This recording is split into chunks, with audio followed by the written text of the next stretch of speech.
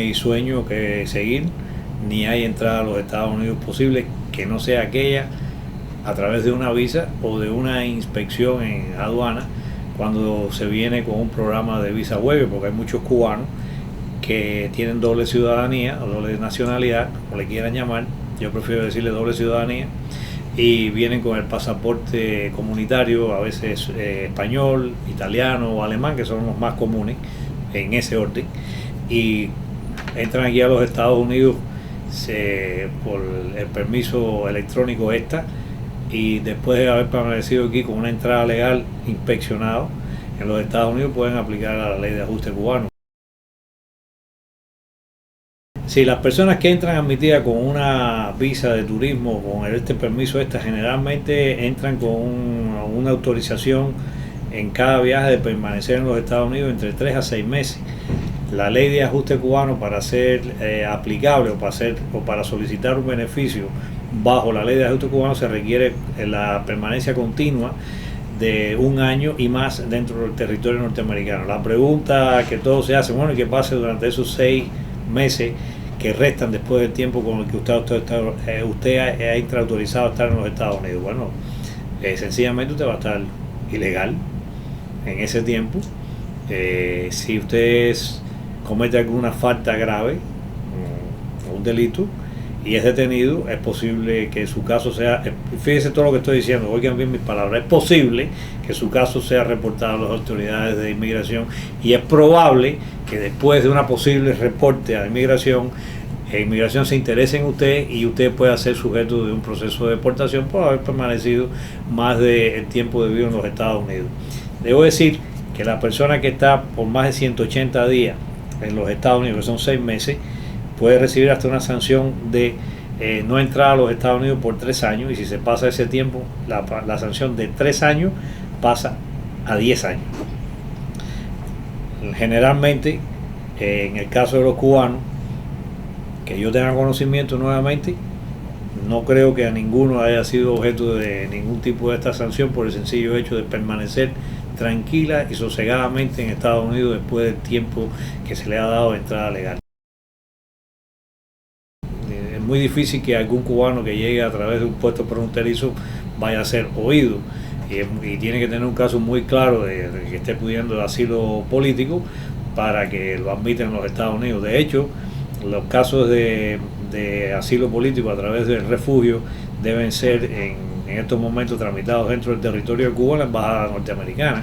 como corresponde hacer a las personas que están perseguidas dentro de Cuba por el régimen opresivo que no ha cambiado dentro de la isla. ¿Un cubano que llega a la frontera puede pedir asilo político? Los cubanos que llegan a la frontera, dice la hoja informativa que acompaña a la orden ejecutiva, la hoja informativa del Departamento de Seguridad Nacional, a cual yo insisto, lean, van al Departamento de Seguridad Nacional, buscan la hoja informativa de la orden ejecutiva del 12 de enero, y claramente dice que serán los cubanos que lleguen a la frontera, los puertos fronterizos, serán de inmediato deportados de forma expedita. No los van a oír, no le van a dejar hablar. He oído gente que se van a, por ejemplo, recientemente, que van a escindirse del grupo que está esperando a no sé qué en la frontera con México, y uno quiere pasar el puente a pedir asilo político. Lo más seguro que a individuos como ese lo que les suceda es que, lamentablemente, tengo que decirlo, es que lo devuelvan a México, al lugar de donde vienen, porque no están admitiendo nadie con asilo político por ninguna razón. No le van a oír ni siquiera la explicación, ni siquiera va a poder hablar la palabra Cuba. Eso es lo que está pasando. Los ciudadanos de otro país, en este caso centroamericanos, latinoamericanos, ¿pueden pedir asilo político? Todo el mundo puede pedir asilo político, siempre y cuando tengan una razón para hacerlo. Y cuando digo perseguido político, mira, eso se extiende también a aquellas personas que tienen ha sido perseguido por otras razones, como la de su carácter nacional u origen, la de su religión.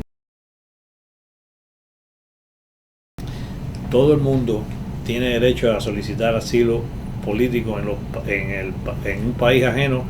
que tenga, es una tradición más bien de latinoamericana y también de los Estados Unidos, de darle acceso a las autoridades en este caso de Estados Unidos desde el exterior para que puedan presentar un caso de refugio o asilo político. Específicamente los opositores en Cuba y en cualquier otro lugar del mundo tienen acceso a las embajadas, a la embajada o consulados norteamericanos. En el caso de Cuba solo existe la embajada y dentro de la embajada está el consulado en La Habana, y a través del procedimiento que se establece pedir el amparo del asilo, el refugio político en los Estados Unidos cuando se tenga un caso que sea de aquellos en los que la persona teme por su integridad personal e inmediata y que está siendo objeto de una persecución creíble y sostenida por parte del régimen de Cuba. No hay ninguna persona está siendo objeto de una investigación inmediata por parte del Departamento de Seguridad Nacional o el Departamento de Inmigración, por la sencilla razón de que, habiendo sido admitidos inicialmente en los Estados Unidos como refugiados políticos, que es la categoría RE en la residencia, o habiendo sido admitidos en los Estados Unidos también como refugiados, vamos a estar claros, por ser simplemente cubanos con la categoría CU6, tengan problemas al regreso a los Estados Unidos por haber ido de visita a Cuba. Lo que pasa y sucede es que basado en la categoría y en las razones por las que a un individuo se le concede un beneficio migratorio aquí en los Estados Unidos, que después incumple sencillamente por conductas como la de regresar del lugar de donde tú escapaste o decidiste salir por las razones que fueran, pudiera el Departamento de Inmigración o el Departamento de Seguridad Nacional tener un interés en preguntar, interrogar a esas personas cuáles son las motivaciones para regresar del lugar donde te escapaste. Es una pregunta razonable, lógica, equiparada y determinada en derecho. Lo que yo sí puedo decir que eso no está ocurriendo, y si me atreviera a hacer un pronóstico, yo no creo que nadie tiene por qué temer de inmediatamente de ser sujeto a una investigación, a menos que haga algo que razonablemente llame la atención sobre ese aspecto, como pudiera ser, digamos, algún que otro individuo que pudiera halagar hacer alabanza al régimen en Cuba,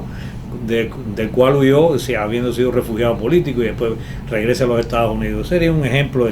extremo y además plausible a creer que podía ser sujeto a investigación por parte de las autoridades migratorias norteamericanas.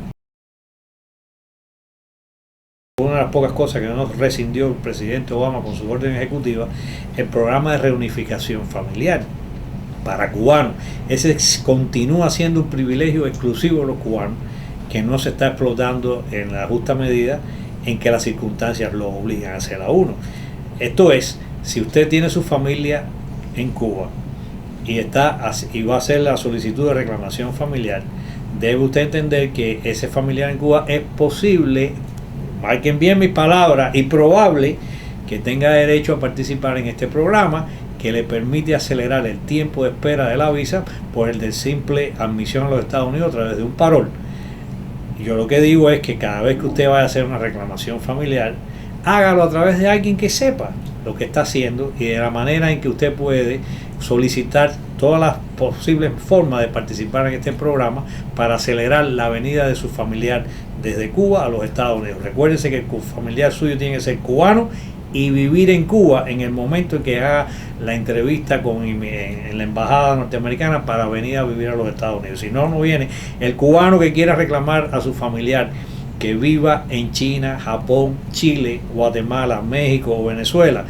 no tiene este beneficio. Este beneficio solo es para los cubanos que viven en Cuba y que son reclamados por sus familiares en los Estados Unidos. ¿Qué rango familiar? Desde el rango familiar es: los ciudadanos norteamericanos pueden reclamar a sus esposas y esposos, hijos mayores o menores, casados o no, y hasta hermanos. Esta última categoría es la que yo siempre pongo ejemplo, que se beneficia particularmente de manera sustancial con este programa. Si un hermano norteamericano reclama a su hermano en cualquier lugar del mundo donde se encuentre, ese hermano que está siendo reclamado o beneficiario de la visa por reclamación familiar demoraría en llegar a los Estados Unidos entre 10 y 15 años de acuerdo a disponibilidad de visa que aparece en el boletín de visa del Departamento de Estado. Si ese beneficiario del ciudadano norteamericano que está reclamando es cubano